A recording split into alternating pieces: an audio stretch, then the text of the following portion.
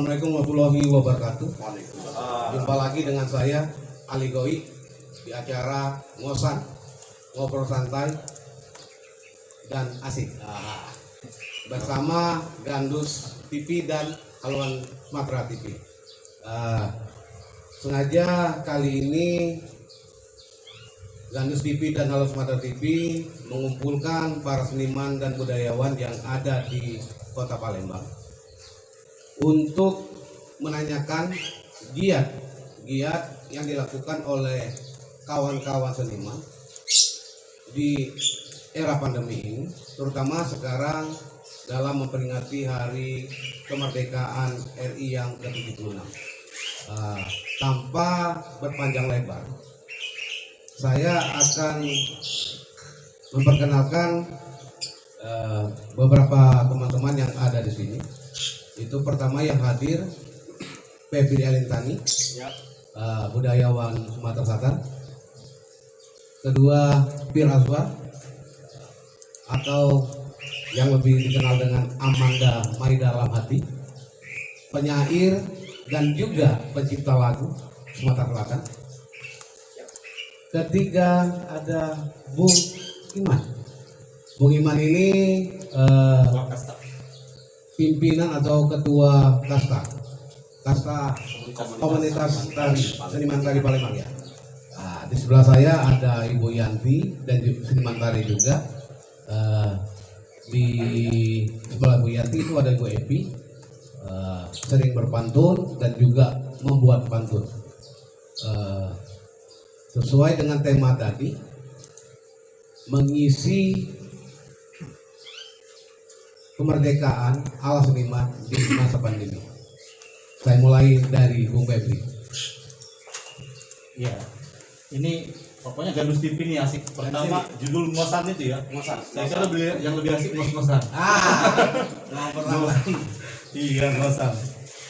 Yang kedua, barangkali hanya beberapa saja di sini budaya atau seniman ya, kerja seni, tidak mengumpulkan semuanya. Tidak, tapi ini mewakili saja dari beberapa. Yang jelas, seorang seniman itu mesti ada keterlibatan atau peduli dengan lingkungan, termasuk dengan negara gitu ya.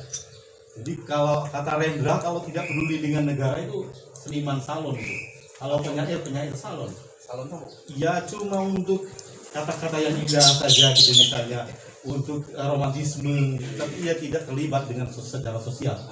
Maka penyair haruslah terlibat secara sosial dan dia harus melihat lingkungan, melihat keadaan dan bisa mengolah keadaan itu, mengambil hikmah dari keadaan itu. Baik seniman sastra, seniman teater dan seniman lain juga seperti itu ya. Bahkan seniman tari kalau kita lihat ya, juga ada gejolak-gejolaknya untuk melihat situasi gitu ya. Nah, pada saat kemerdekaan seperti ini tentu seniman juga harus gelisah gitu. Apa yang sudah diperbuat, mengisi kemerdekaan kah? Atau justru mengkritisi kemerdekaan itu? Apakah kita sudah merdeka sekarang? Atau belum gitu ya? Merdeka dalam artian betul-betul merdeka ya? 100% merdeka. Iya, secara politik kita merdeka. Apakah secara kebudayaan kita merdeka?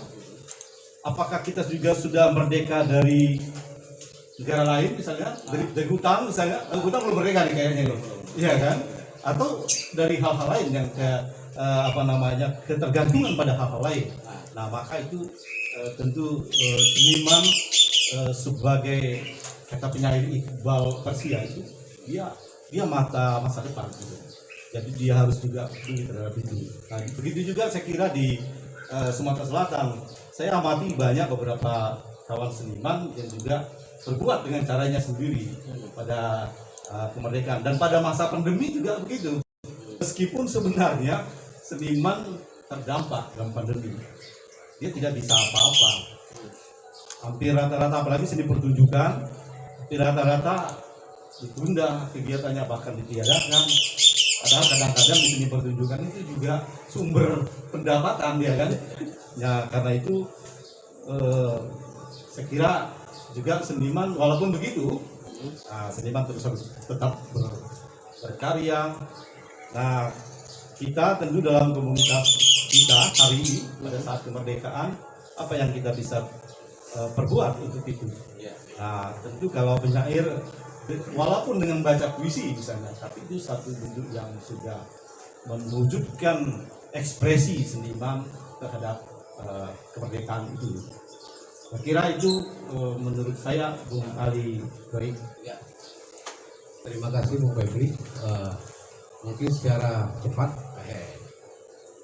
saya kasih mic ini ke Pak Fir atau Pak Manda, mengisi kemerdekaan di era pandemi ala seniman. Jadi seniman itu sesungguhnya adalah orang merdeka. Seniman itu adalah orang merdeka. Dia tidak terikat oleh aturan apapun, apakah aturan negara, aturan sosial kadang-kadang, bahkan kadang-kadang keluar dari aturan Tuhan. Tapi kita hidup sebagai bangsa, ya tentunya kita harus beradaptasi dengan kondisi atau kondisi masyarakat dan kondisi sosial dan kondisi suatu negara. Jadi kebebasan seorang seniman itu masih harus ada batas-batasnya.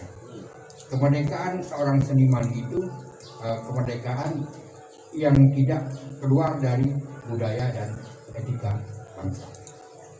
Jadi ketika di masa pandemi, dunia seni itu menjadi tidak merdeka. Menjadi tidak merdeka karena banyak aturan-aturan yang tidak memperbolehkan seniman untuk melakukan aktivitas seninya. Dalam artian pertunjukan yang mengumpulkan orang banyak, mengumpulkan massa misalnya. Tetapi seorang seniman sejati dia tidak kehabisan akal. Dia tetap bisa berkarya. Mungkin berkarya secara virtual, yang juga di zaman 5.0 ini, ya penguatan teknologi itu bisa menyalurkan aktivitas dan kreativitas seninya. Nah, sekarang kan zaman YouTube gitu, zaman Instagram, zaman media sosial lah. Jadi seniman masih bisa mengekspresikan aktivitas dan kreativitasnya melalui perangkat-perangkat digital yang ada. Gitu. Ya. Terima kasih Pak Fir.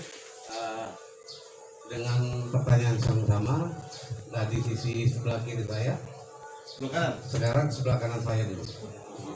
Gender dulu. Iya.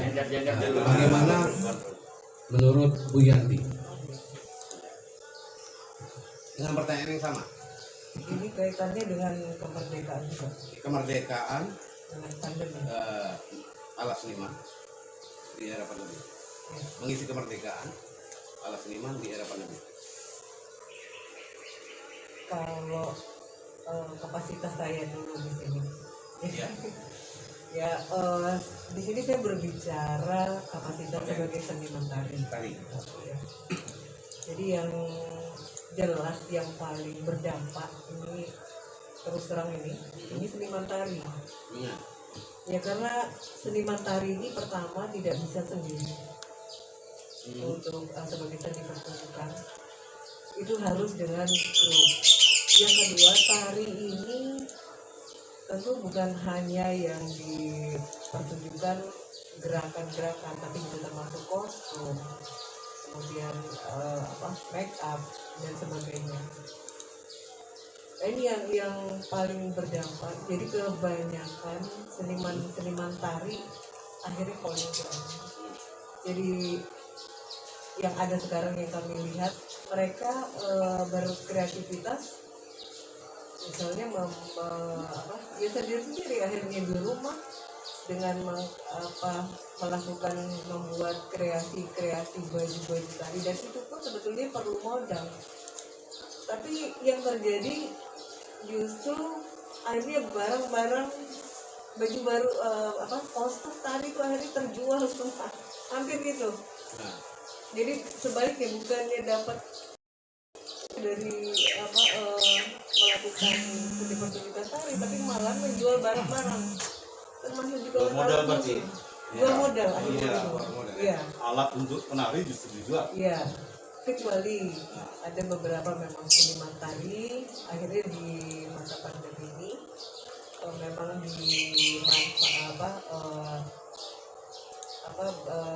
mereka berdaya guna, mereka dimanfaatkan untuk menjadi juri lomba tari dengan cara virtual. Nah itu, tapi tidak semuanya kan. Nah yang kebanyakan itulah akhirnya tiarap dengan menjual barang-barang seperti itu. Nah, tapi kalau kembali lagi, kalau semangat kemerdekaan itu tetap terus ada, tetap ada pada akhir-akhir semua seniman tari ya yang melihat ini. Kita beralih dengan pertanyaan yang sama ke seniman tari. Pertanyaan yang sama, mengisi kemerdekaan ala seniman di era pandemi. Terima kasih, Bung Boy. Alhamdulillah lagi. Kalau menurut saya sebagai ketua kasta komunitas seniman tari Palembang, apalagi sebelum pandemi ini, seluruh seniman tari ini sangat-sangat antusias menyambut kemerdekaan RI. Namun di pandemi ini, di hari ulang tahun kemerdekaan kita ini, kita mendapatkan musibah, itu dampaknya sangat besar sekali. Yang tadinya saya sebagai ketua kasta membawahi 86 sanggar seni tari yang ada di kota Palembang. Nah sekarang ini menurut saya dan perjalanan dari seniman tari sekarang ini sudah sangat miris, apalagi dilanda pandemi ini. Tadi sebelumnya itu kemerdekaan RI ini, seniman tari ini antusias untuk membuat karya-karya seni tari. Namun setelah adanya pandemi ini, bergejolaknya semangat mereka sebagai seniman tari untuk berkarya di dalam kemerdekaan RI ini dilanda oleh pandemi ini, maka mereka sangat terbatas. Namun sebagai seniman tidak putus, mereka selalu berkarya melalui YouTube, melalui video-video yang dikirimkan ke Memanfaatkan teknologi ya? Iya, memanfaatkan itu.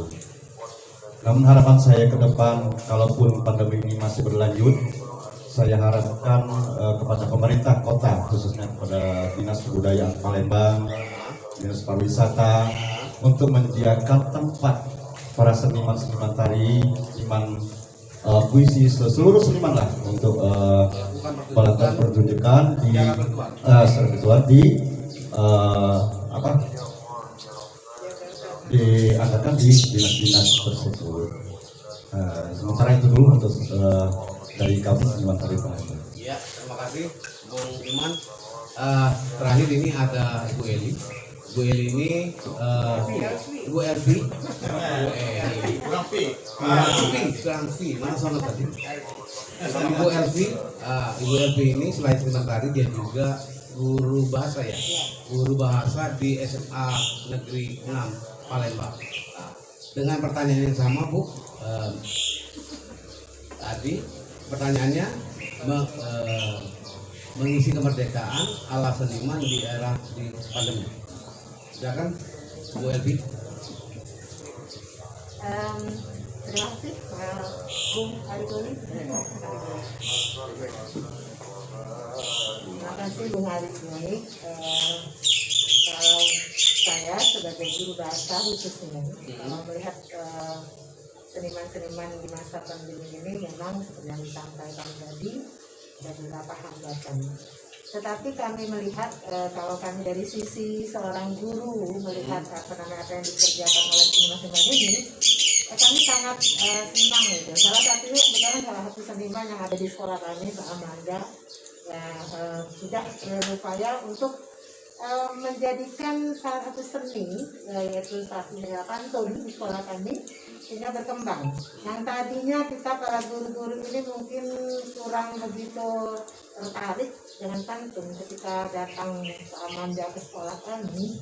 Akhirnya pantun ini sepertinya menjadi booming gitu ya di sekolah. Karena rata-rata semua guru akhirnya tertarik gitu untuk menulis atau mengetahui ya tentang pantun. Jadi belajar ya. Jadi belajar, dan alhamdulillah kami kemarin sudah mengadakan satu lomba yang diadakan di sekolah kami. Ini disupport oleh Pak Amanda, kita sebagai kepala sekolah juga di sekolah kami, dan alhamdulillah mendapatkan apresiasi yang tinggi dari para kawan-kawan. Dan katanya nanti ke depan akan jadi semacam dijadikan di buku katanya. Di sebuah buku pantun. Jadi peserta lomba juga Ibu ya? Ya, salah satunya saya peserta lomba. Juara 1. Alhamdulillah. Coba dulu pantun. Langsung pantun dulu, coba pantun. Tadi kan nggak tahu nih kenapa saya menang. Pasti saya membuat saja sesuai dengan pengetahuan saya, kemudian sesuai dengan hobi gitu. Dan ini alhamdulillah merupakan berkah juga bagi saya. Jadi ada beberapa ini adalah tema kemerdekaan dan tema budaya yang saya ambil di sini. Saya bacakan ini. Alangkah cindo kota Palembang, bendera putih abang jadi aesan. Gegap gempito masyarakat Palembang, nyambut hari merdeka 17-an. Kemudian nyimpen songket bertahun-tahun, songket limal penyejuk mato. Indonesiaku berumur 75 tahun, tunjuk ke bakti kita dengan karya nyata. Kemudian ada salah satu pantun daerah yang saya ambil dari beberapa literasi, dan saya melihat budaya Palembang ini demikian unik gitu. Dan saya tertarik, ada beberapa yang mungkin saya juga ketika diadakan lomba pantun, saya juga tertarik melihat budaya kota Palembang. Nah, ada beberapa ini ada jualan di pucuk perahu. Nggak apa-apa, baca dulu. Saya bacakan ini pantunnya. Nah, ada satu nih budaya tinggal rumah hidup seperti janda. Nah, seperti janda. Naik perahu ke Pulau Kemarau. Jangan lupa bawa kamera. Punya rumah baru, ajaklah Dodo Jando. Minta doa selamat supaya berkah. Amin, amin, amin. Ada lagi Pak Ili? Ada budaya rebokasan. Nah, Rebokasan ini juga mandi deh. Ya, katanya kalau balak. Mancik melamun di depan rumah. Nah, apa itu? Mikir kebiji yang marah dan sebagainya. Tradisi rebokasan hampirlah punah. Biasanya diadakan di masjid dan musola. Benar. Apa ya? Ada lagi, budaya tepung tawar juga, nanti baca berapa. Lanjut. Pempek tunu dicampur cuko. Ada mak tuh. Dingin main apa? Dingin ini. Banyak dijual di sungai tawar. Adanya. Tolak balak sering dilakukan oleh wong kita. Budaya lama bernama tepung tawar. Jadi mungkin melalui pantun kita bisa mengenalkan budaya kita, kota Palembang terutama yang bernuansa Melayu. Dan ini adalah salah satu sumbangsi kami barangkali untuk menghidupkan budaya-budaya yang ada di kota Palembang. Amin. Dan terima kasih kepada Pak Amanda yang sudah memberikan support pada kami. Itu budaya. Ya, boleh. Ayo 7 jam itu siapa pertama kali namanya? YouTube punya Indonesia. Oh, Yang buat kan? Sebelum itu belum dikenal ya. Jadi kita angkat, kita kenalkan. Itu baru pertama kali itu ya. Nyingok di sana Bapak Makro. Ada di YouTube, Tadi di inspirasi. YouTube, juga di Google, juga pokoknya banyak yang dibaca. Berarti Pengen kenal ya tahu sama. nah. Kenal ya. Yo, silakan deh. ya, terima kasih buat kawan-kawan seniman dan budayawan termasuk ibu guru kita Bu Elvi dari Semarang. Di sini saya lupa nih, ada bentar lagi ya. Ini Pak Fir Azwan ini, Amanda Lamati ini akan meluncing lagu dengan judul Seguntang Flu Melayu. Oh, Nah, Seguntang Ulu Melayu, Bukit Seguntang, Ulu Melayu. Nah, sebentar lagi itu akan launching. Penyanyinya Rita Sakira Pak ya? Rita Sakira, dan di pengiring musiknya ada Hendra Miri dan Gutong. Itu musisi nasional. Musisi nasional, Hendra Miri dan Gutong. Satu lagi ada penabuh Tenang Melayu itu kawan dari Riau. Dan juga nggak ketinggalan turut mengisi itu Jimmy Hutan Tropis yang mengisi lagu Tentang Ulu Melayu untuk musiknya. Sebelum kita menutup kegiatan ini, obrolan santai ini, ngosan bersama Gandus TV dan Alam Sumatera TV. Saya minta kawan-kawan seniman dan penyair yang ada di sini dan seniman tadi untuk memperlihatkan atau unjuk kebolehan lah untuk Bung Febri. Silakan, kalau mau baca puisi boleh, buat pantun boleh, terserah. Pak Frik juga kayak gitu, Bu Yanti juga kayak gitu, termasuk Bu Iman. Saya mulai dari siapa ini? Untuk penari ini mau unjuk kebolehannya ini. Baca puisi boleh, terserah. Baca puisi boleh, yang penting unjuk kebolehan dan mengisi kemerdekaan Pantun apa di 76 tahun Indonesia merdeka ini. Penari dulu. Dari penari ya, mulai dari Bu Yanti, baca puisi. Pindah. Boleh. Oh, boleh. Seboleh. Oh, suasana baru. Puisi yang mana Pak? Bawa ini biar suara ini. Judulnya Doa Seorang Anak Bangsa. Bismillahirrahmanirrahim. Ya Allah, sebuah perahu besar tengah berlayar. Di lambungnya tertulis nama Indonesia. Di dalamnya 240 juta penumpang tengah menempuh perjalanan panjang, diterjang gelombang, dihadang karang, getir dan tegang.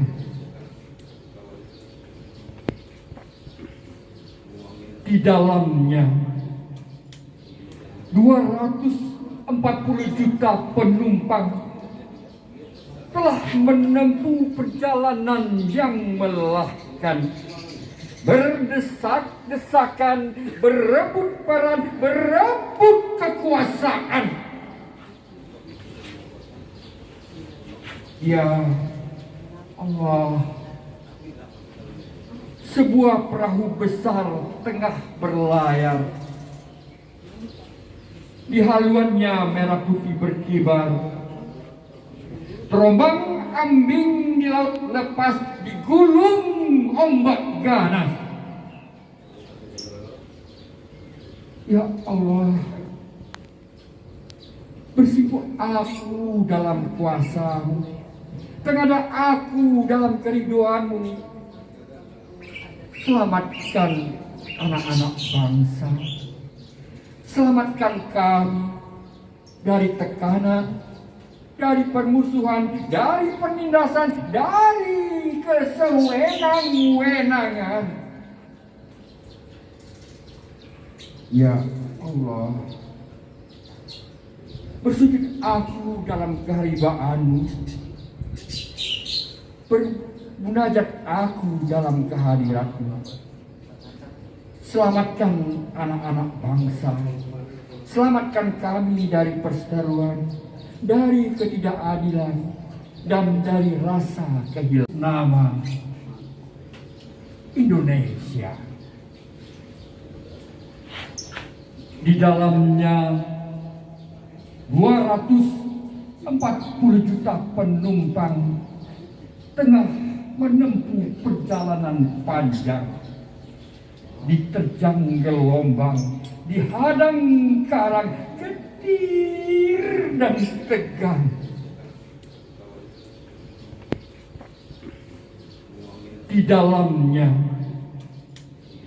240 juta penumpang telah menempuh perjalanan yang melelahkan, berdesak-desakan, berebut peran, berebut kekuasaan. Ya Allah, sebuah perahu besar tengah berlayar. Di haluannya merah putih berkibar. Terombang ambing di laut lepas, digulung ombak ganas. Ya Allah, bersimpuh aku dalam kuasa-Mu, tengada aku dalam keriduan-Mu. Selamatkan anak-anak bangsa, selamatkan kami dari tekanan, dari permusuhan, dari penindasan, dari kesewenang-wenangan. Ya Allah, bersujud aku dalam kehariban-Mu, bermunajat aku dalam kehadirat-Mu. Selamatkan anak-anak bangsa, selamatkan kami dari perseteruan, dari ketidakadilan, dan dari rasa kehilangan harapan. Ya Allah, sebuah perahu besar tengah berlayar, di lambungnya tertulis nama Indonesia. Jangan biarkan kehilangan arah, jangan biarkan kami tenggelam di dasar samudra. Ya Allah, bawalah kami ke sebuah negeri gemah ripah Lemcinang. Terima kasih. Sebuah sketsa perjuangan Ahmad Rifai. Di manakah semangatmu bersemayam kini? Suara tembakan yang bergemuruh di luar klinik membuat Letnan 1 Arifai terus-menerus gelisah. Dirinya bagai ditarik-tarik kekuatan gaib yang dahsyat agar keluar dari ruangan kliniknya di tempatnya dirawat. Tunggu. Jiwa patriotiknya tidak sanggup membayangkan peluru-peluru yang dimuntahkan dari senjata penjajah Belanda menembus dan merobek-robek saudara-saudaranya di luar sana. Oh, bukan hanya itu saja. Sejak tahun 45, dia telah dengarkan Bung Karno menggemakan satu kata yang dicita-citakan oleh orang-orang Indonesia. Satu kata yang paling indah, yang menjadi impian rakyat selama ratusan tahun. Satu kata yang selalu keluar dari mulut jutaan rakyat Indonesia dari Sabang sampai Merauke. Satu kata yang jauh lebih penting dari rasa sakit luka tembak di perutnya. Satu kata, ya hanya ada satu kata. Merdeka! Merdeka! Merdeka! Merdeka atau mati.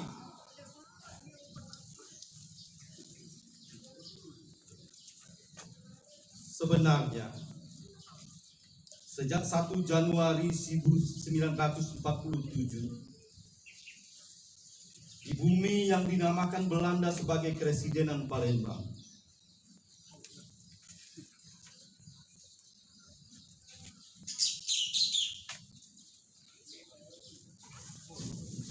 dipenuhi suara dentuman senjata yang membuat darah segar mengalir ke bumi, yang membuat ribuan nyawa melayang ke angkasa. Keadaan ini dipicu oleh ulah Belanda. Selepas subuh tahun 1947, satu mobil jeep keluar berisi pasukan Belanda mabuk. Keluar dari benteng Kutub Besar, melampaui garis demarkasi yang sudah disepakati. melintasi jalan Tengkuruk, membelok dari jalan Kepandean, lalu menuju Sayangan, menembus jalan Segaran. Di sana, Belanda disambut para pejuang dari Laskar Markas Napindu, Markas TRI di Sekolah Metodis, pejuang dari Rumah Akagani, Markas Divisi 17 Agustus, Markas Resimen 15, dan Markas Polisi Tentara. Maka sejak hari ini, 1 Januari 1947, pecahlah perang 5 hari 5 malam.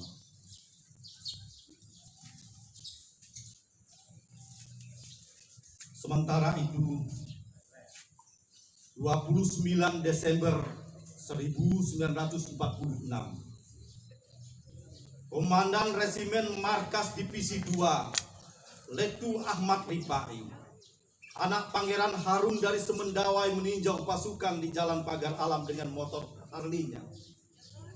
Saat itu sedang terjadi pertempuran antara Republik dengan Belanda yang menguasai Bukit Caritas. Dalam baku tembak, Aripai diberondong peluru yang dilancarkan Belanda. Prajurit berani ini berlari menghindar, namun malang baginya, satu peluru berhasil menembus perutnya dan ia pun terkapar. Namun dengan semangat membara, dengan susah payah, dia pun menyelamatkan diri menuju sebuah klinik di Jalan Dempu, klinik yang dipimpin oleh Dr. Ibnu Sutowo. Dalam perawatan, telinganya mendengar dentuman peluru di luar sana. Dia membayangkan teman-teman seperjuangannya yang sedang berperang melawan Belanda. Dia mungkin tidak sadar, dan dia harus mengambil keputusan. Maka pemuda yang berani ini diam-diam melarikan diri meninggalkan klinik Dempo menuju Sungai Jeruju dan bergabung dengan anak buahnya. Di Sungai Jeruju, Aripai pun ikut berperang. Tak hirau betapa perihnya luka di perut yang menghadapi serangan dari kapal-kapal di tengah Sungai Musi dan dari udara. Dia tak gentar. Semangatnya mengalahkan keganasan maut yang mengintainya. Lalu tiba-tiba saja, dari ribuan peluru yang ditembakkan, satu mortir jatuh dan meledak tak jauh dari tempatnya bertahan. Getaran ledakan dan serpihan mortir membuatnya jatuh tersungkur ke sungai.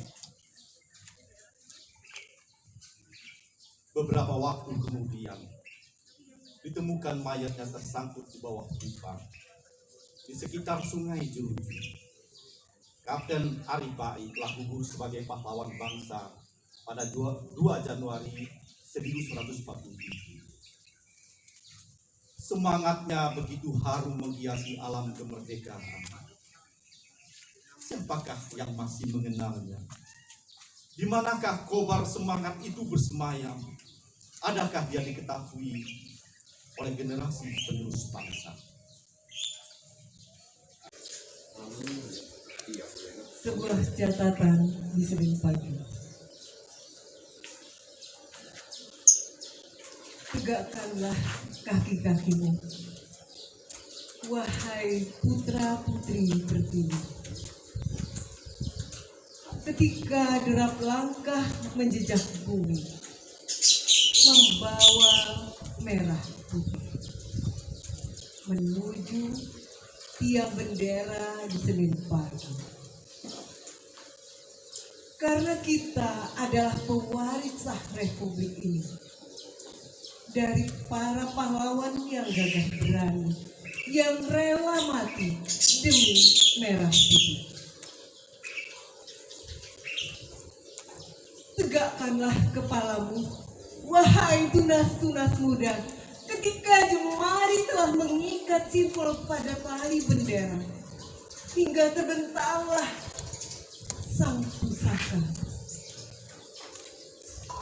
Terus bergerak menuju angkasa, berkibar begitu perkasa, karena kita adalah pewaris sah Republik ini yang telah direbut dengan darah dan air mata oleh para kesuma bangsa. Angkatlah 5 jari di sisi keningmu, wahai para taruna, sebagai tanda hormat pada mereka, para pahlawan yang kini telah terbaring di pusara. Palembang, November 2012. Amanda Maidalam. Telok Abang, karya Febri Alintani. Kubeli mainan untuk anak lanang. Kapal tempur dipadu Telok Abang, kibar merah putih di pucuknya. Bermain hayallah nak, berlayar menempur musuh. Ambek Telok Abang jadi ke peluru. Makan gizi putihnya, teguk vitamin kuningnya. Naik kapal tempurnya, jeretkan pecak tentara 45. Merdeka atau mati. Kalau sudah merdeka, baca proklamasi pecak Soekarno.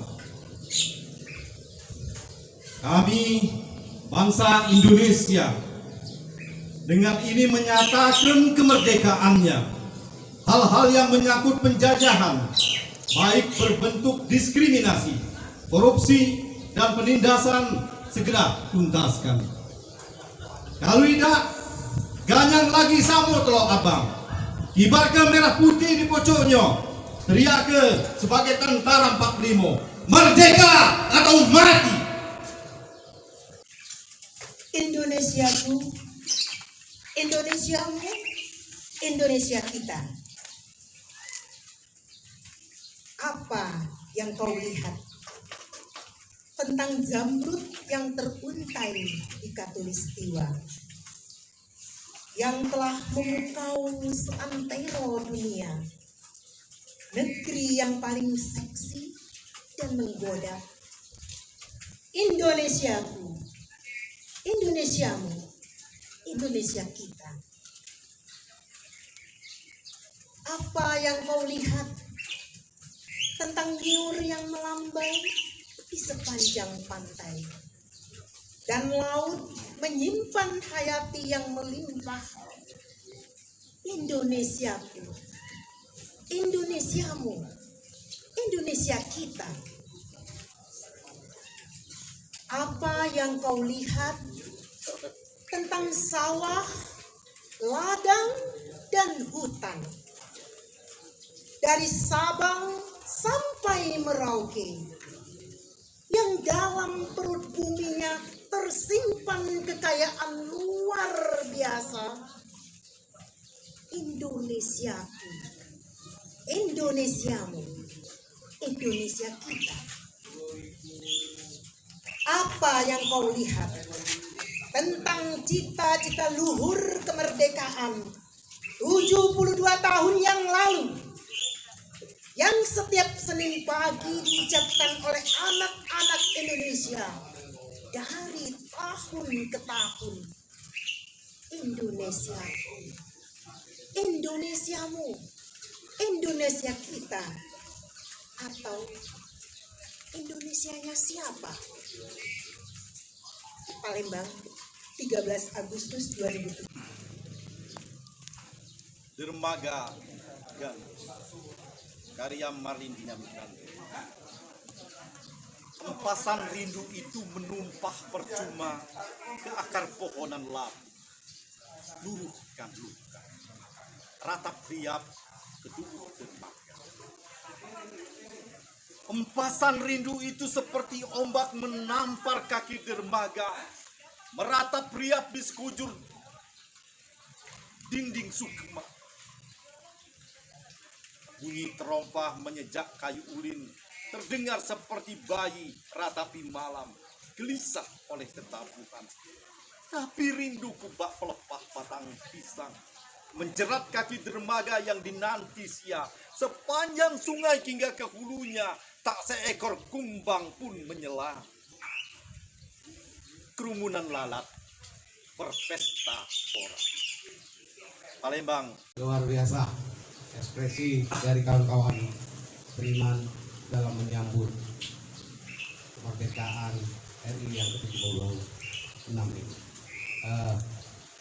Terima kasih buat kawan-kawan seniman yang telah hadir di acara ngobrol santai bersama Gandus TV dan Haluan Sumatera TV.